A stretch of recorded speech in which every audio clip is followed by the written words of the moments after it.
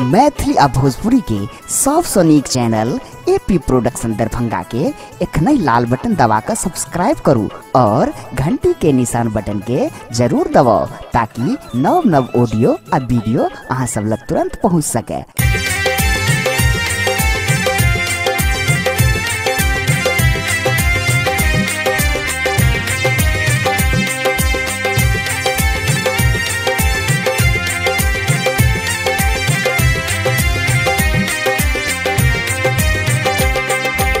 एखन अपने सब सुन रहल छी एपी प्रोडक्शन के प्रस्तुति।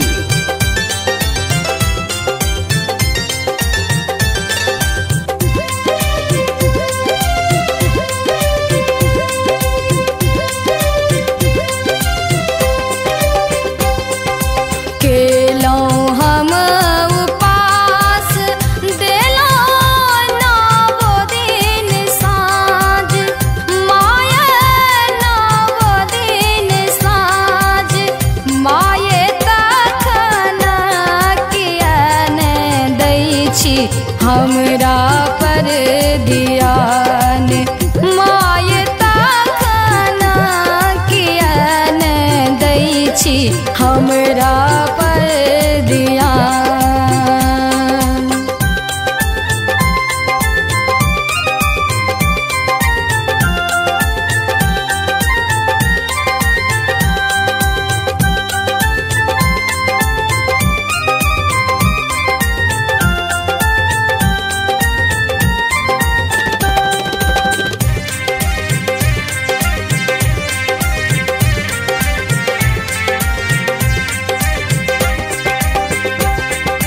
जानी न मंत्र कोनो जानी न विधान माया जानी न विधान माया शरण वहाँ के हम आबी भोर साँझ माया शरण वहाँ के आबी भोर हम साँझ माय तखना किया न दै छी हमरा पर ध्यान।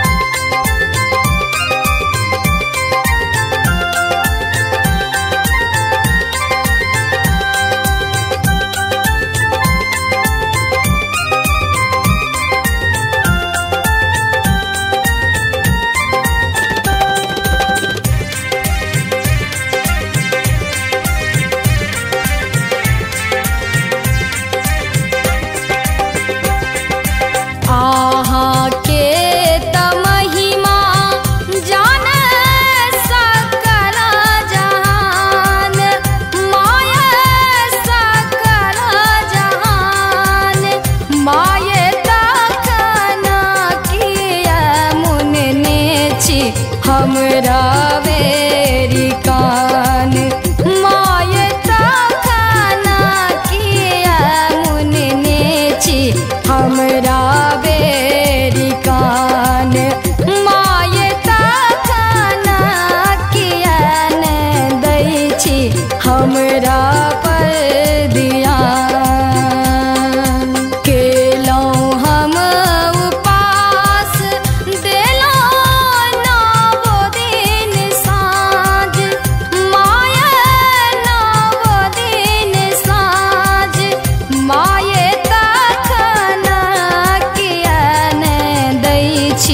हमरा